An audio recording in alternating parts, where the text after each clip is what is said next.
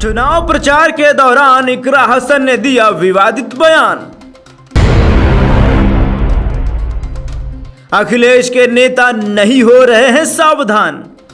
भाजपा हटेगी तो देश बचेगा। भारतीय जनता पार्टी का मुकाबला हम लोग भी करेंगे। इलेक्ट्रॉल बॉन्ड ने भारतीय जनता पार्टी का बैंड बजा दिया है। सरकार इंतजार करती है घटना होने का। समाजवादी पार्टी ने आगामी लोकसभा चुनाव के मद्देनजर से कैराना से इकरा हसन को अपना उम्मीदवार घोषित किया है। दिवंगत पूर्व सांसद मुनव्वर हसन की बेटी इकरा इस बार अपने एक बयान के चलते सुर्खियों में आ गई हैं।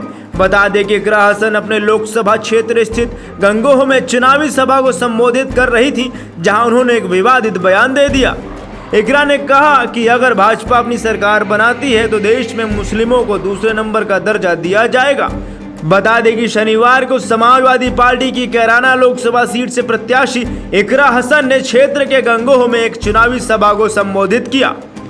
यहां उन्होंने एक विवादित बयान दिया। उन्होंने कहा कि देश के हालात ठीक नहीं चल रहे हैं। अगर भाजपा 400 सीटें जीतकर देश में सरकार बनाती है तो मुस्लिमों को दूसरे नंबर का दर्जा दिया जाएगा। उन्होंने सारी जरूरी बातें आपको कह दी, मेरे लायक कुछ बचा नहीं है कहने को, लेकिन मैं बस यही कहना चाहती हूँ कि आज जो मुल्क में हमारे हालात हैं उस पर आपको और हमें बहुत गौर करने की जरूरत है। जैसा चेयरमैन साहब कह रहे थे, अगर 400 पार का इनका लक्ष्य पूरा होता है तो फिर सीधी सीधी छेड़छाड़ संविधान के साथ होगी। आप पर और हम पर ऐसे कानून लगाए जाएंगे कि हमें दोयम दर्जे का नागरिक अपने ही देश में बना दिया जाएगा, और वो जो मलाल उस टाइम होगा तो तब हम कुछ नहीं कर पाएंगे। लेकिन आज टाइम है कि हम अपनी रोकथाम करें।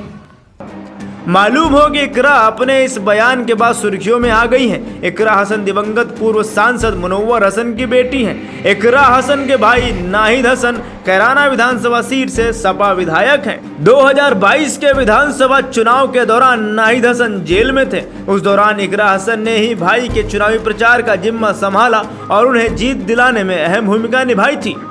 इकरा हसन को राजनीति विरासत में मिली है। उनके दादा अख्तर हसन 1984 में कैराना लोकसभा सीट से कांग्रेस के प्रत्याशी के रूप में विजयी हुए थे। उनके पिता लोकसभा, राज्यसभा, विधानसभा और विधान परिषद यानी चारों सदनों के सदस्य रह चुके हैं। इसलिए उनका नाम गिनीज वर्ल्ड रिकॉर्ड में भी दर्ज किया जा चुका है। इकरा हसन ने लंदन से पढ़ाई की है।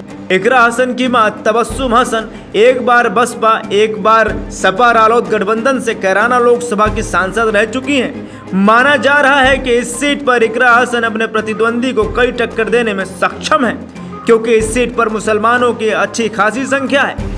पिछले लोकसभा चुनाव में सपा रालोद बसपा गठबंधन के बावजूद यह सीट भाजपा के प्रदीप चौधरी ने जीत ली थी। अब देखना यह होगा कि इस सीट पर कौन बाजी मारेगा। ब्यूरो रिपोर्ट, माई भारत।